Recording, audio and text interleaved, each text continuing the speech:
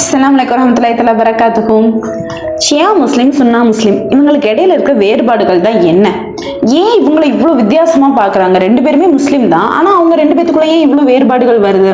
இது எங்க இருந்து ஆரம்பிக்குது அப்படின்னா, நபி ஸல்லல்லாஹு அலைஹி வஸல்லம் வஃபாத் ஆனதுக்கு அப்புறம் யார லீடரா போடுறதுன்றதுல இருந்து இவங்க ரெண்டு குரூப்பா பிரிறாங்க. ஒரு குரூப் வந்து ஒருத்தங்களை சொல்ல, இன்னொரு குரூப் இன்னொருத்தங்களை சொல்லன்ற மாதிரி அங்கேயே வந்து பிரிவினை ஸ்டார்ட் ஆகுது. மற்றபடி சில வழக்கங்கள் வந்து மாறுது. சுன்னா முஸ்லிம்ஸ் வந்து தன்னோட கைகளை மார்புக்கு நடுவுல கட்டி தான் தக்பீர் சொல்றாங்க, அவங்க அப்படிதான் தொழுகிறாங்க. ஷியா முஸ்லிம்ஸ் வந்து தக்பீர் வந்து அந்த மாதிரி கட்டுறது கிடையாது, கைகளை வந்து சைட்ல சும்மா சாதாரணமா வச்சுட்டே தான் அவங்க தொழுகை வந்து நடத்துறாங்க. அதனால சுன்னா முஸ்லிம்ஸ் வந்து 5 நேர தொழுகை 5 வேற வேற நேரங்கள்ல தான் தொழுகிறாங்க. ஷியா முஸ்லிம்ஸ் வந்து 3 நேர தொழுகையை கம்பைண்டா ஒரே நேரத்திலேயே தொழலான்ற மாதிரி அவங்க ஃபாலோ பண்றாங்க.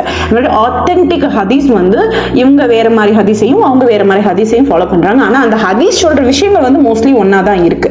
அது மாதிரி கர்பாலா இன்சிடென்ட், அதாவது நபி ஸல்லல்லாஹு அலைஹி வஸல்லம் அவங்களோட பேரனை வந்து ஷஹீதாக்குனாங்க.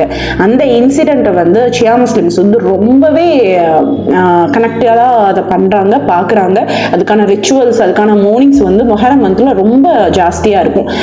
சுன்னா முஸ்லிம்ஸ் வந்து அதை பண்றது இல்லையா அப்படின்னு கேட்டா அப்படி கிடையாது. சுன்னா முஸ்லிம்ஸும் அதை ஏத்துக்கிறாங்க, ஆனா ஷியா முஸ்லிம்ஸ் அளவுக்கு அந்த அளவுக்கு அதை ஹைலைட்டடா பண்றாங்களான்னு கேட்டா இல்லைன்னு தான் சொல்லணும். என்னதான் வழிமுறைகள்ல டிஃபரன்ஸ் இருந்தாலும் ப்ராஃபட் நபி ஸல்லல்லாஹு அலைஹி வஸல்லம் நம்ம எல்லாருக்கும் ஒரே நபி, குர்ஆன் நம்ம எல்லாருக்கும் ஒரே வழி. பிரிவு பேசுறது ரொம்ப ஈஸிங்க, ஆனா ஒன்றா இருக்கிறது தான் இஸ்லாத்துக்கு அழகு. கர்பாலா வந்து நம்ம எல்லாத்துக்குமே ஒரு பாடம், சஹாபிகளும் நம்ம எல்லாத்துக்குமே ஒரு பாடம். ஆனா பிக்கஸ்ட் பாடம் என்ன தெரியுமா? முஸ்லிமுக்கு எதிரி இல்லை, நம்ம எல்லாரும் ஒரே உம்மான்றது தான் முக்கியமான பாடம். லேபிளை விட நம்மளோட ஈமான் பெருசா இருக்கணும். சுன்னா முஸ்லிம், ஷியா முஸ்லிம்னு பிரியாம முஸ்லிம்னு ஒன்னா சேர்ந்து நிக்கணும். அல்லாஹ் நம்ம எல்லாருக்கும் அருள் செய்வான். அஸ்ஸலாமு அலைக்கும் வரஹ்மத்துல்லாஹி வபரகாத்துஹு.